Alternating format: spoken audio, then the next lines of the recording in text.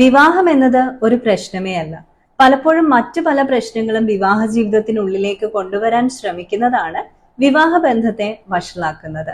നമ്മൾ നമ്മുടെ മാനസിക സമ്മർദ്ദത്തെ, വിഷമത്തെ, നിരാശയെ ഇതിനെല്ലാം ബന്ധത്തിനുള്ളിലേക്ക് കൊണ്ടുവരാനായിട്ട് ശ്രമിക്കാറുണ്ട്. അങ്ങനെ ചെയ്യുമ്പോൾ അവിടെ ഒരു സന്തോഷമില്ലാത്ത ഇടമായി മാറും. പലരും കേട്ടിട്ടുണ്ടാകും വിവാഹ ജീവിതം എന്നത്, ബന്ധം എന്നത് നമുക്ക് നമ്മളായിരിക്കാൻ പറ്റുന്ന ഒരിടമായിരിക്കണം എന്ന്.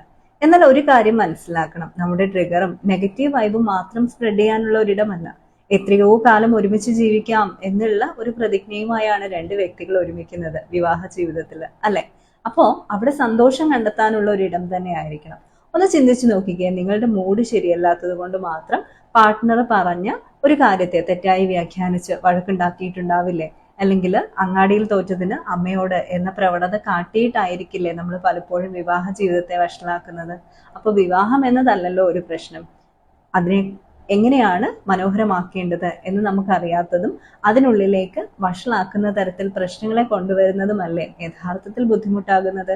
എല്ലാവരുടെ കാര്യത്തിലും ഇത് ശരിയല്ല എങ്കിലും കുറെ ആൾക്കാരുടെ കാര്യത്തിലൊക്കെ ഇത് ശരി തന്നെയാണ്. അതുകൊണ്ട് തന്നെ വിവാഹ ജീവിതത്തെ, നിങ്ങളുടെ ബന്ധത്തെ മനോഹരമായി തന്നെ സൂക്ഷിക്കാൻ ശ്രമിക്കുക. എപ്പോഴും നെഗറ്റീവ് വൈബ് കൊടുത്തുകൊണ്ട് നിങ്ങൾക്ക് ഒപ്പം കിട്ടിയ ഒരു ഇണയെ നഷ്ടപ്പെടുത്താതിരിക്കുക.